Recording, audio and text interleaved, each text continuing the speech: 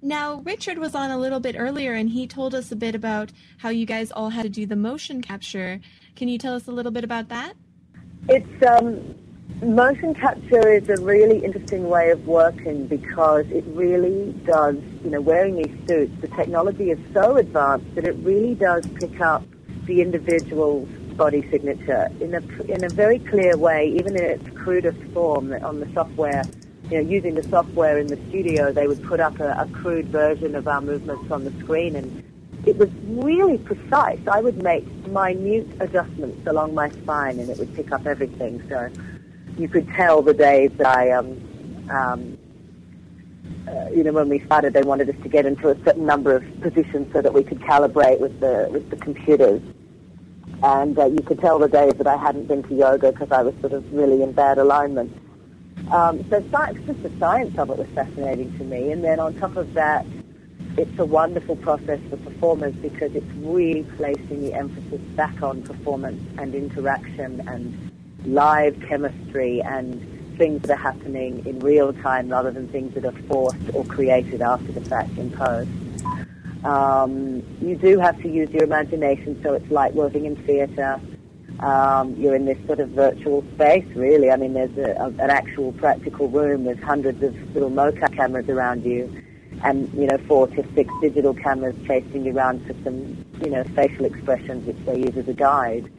But they really were, on this particular production, they wanted to specifically capture as much dialogue and use as much original dialogue as they possibly could because of all the improvisation and the chemistry and the way each take could change because we weren't bogged down by continuity that in film and television one normally is. So it really brought together, as I mentioned before, the three media for me: theatre, film, and television, and also then voice. So I think all the actors that they cast to do this had experience in all of the above, and also it was very important to them that they found people that would get on well together. So, I was brought in to do a chemistry read with Nolan, and, he had, as the cliche goes, he had me at hello, and I think he said likewise. So I'm glad that they placed value on all of those things, on how the actors related to one another as,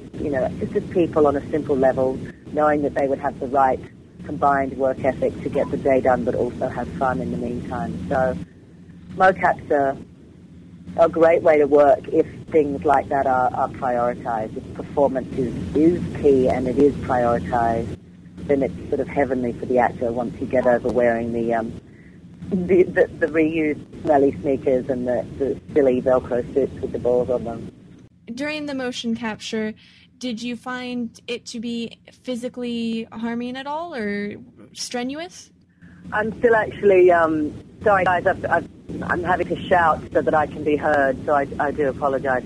I did actually sustain a hamstring injury doing a lot of the in-game stuff. I was, a little bit, not so much out of shape, but it had been a long time since I'd done much regular exercise after having my second child, and I hadn't stretched, and we had to run and sprint, and I hadn't warmed up at all, and my pelvis was completely out of alignment after having given birth, which I'm sort of unaware of on that day, and sort of tore my hamstring attachment, and I'm still recovering from that, but it's slowly getting better. Ouch! I'm sorry to hear about that. You wouldn't think video games would be so dangerous. Well, the mocap ones are, but they're more fun.